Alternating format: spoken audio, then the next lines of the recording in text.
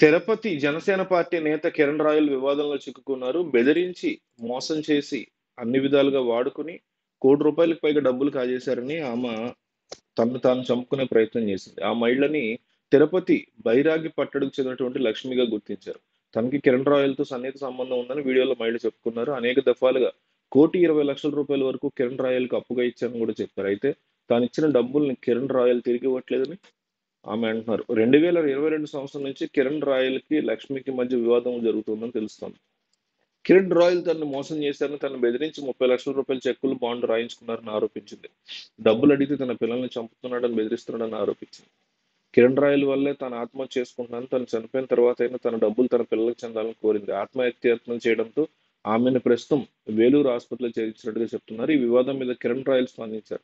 YCP నేతలు కుట్ర ప్రకారం ఇదంతా చేస్తున్నారని అన్నారు. ఆమె మీద చాలా కేసులున్నాయని, వాటికి సంబంధించి ఎఫ్ఐఆర్ కాపీలు కూడా తన వద్ద ఉన్నట్టు తెలిపారు. ఆమె బెట్టింగులు కూడా ఆడించి చాలా మందిని మోసం చేశారని, ముంచేశారని, వాళ్ళంతా కేసులు పెట్టారని అన్నారు. జైపూర్ పోలీసులు వచ్చి విచారించిన విషయాన్ని గుర్తు చేశారు. వైజాగ్‌లో సీఐడీ కేసు కూడా ఉందన్నారు. భూమాన అభినయ్ రెడ్డి ఇదంతా ఆడిస్తున్నారని, ఖచ్చితంగా అసలు విషయాలు వెలుగులోకి తీసుకొస్తామన్నారు. అసలు అభినయ్ రెడ్డి భాగోతం తమ వద్ద ఉందని, వాటిని త్వరలోనే బయటపెడతామన్నారు కిరణ్ రాయల్. మహిళలను అడ్డం పెట్టుకుని వైసీపీ చేసే చిల్లర రాజకీయాలు, బెదిరింపులకు భయపడే వాళ్ళం కాదని సమాధానం ఇచ్చారు. కిరణ్ రాయల్ పవన్ కళ్యాణ్ యొక్క వీరాభిమాని. పవన్ కళ్యాణ్ జనసేన పార్టీ పెట్టినప్పటి నుంచి ఆయన వెంట నడిచారు. తిరుపతిలో జనసేన పార్టీకి అన్ని తానే నిర్వహిస్తున్నారు. గత ఎన్నికల్లో తిరుపతి సీటు జనసేన పార్టీకి కేటాయించడం ఖాయం అనుకున్నప్పుడు అభ్యర్థిగా ఆయన పేరే వినిపించింది. అయితే చివరి నిమిషంలో వైసీపీలో ఎమ్మెల్యేగా ఉన్నటువంటి ఆరణ శ్రీనివాసులు జనసేనలో చేరడంతో ఆయనకి తిరుపతి టికెట్ ఖరారు చేసి పోటీ చేసి భారీ మెజార్టీతో ఆరణ విజయం సాధించారు.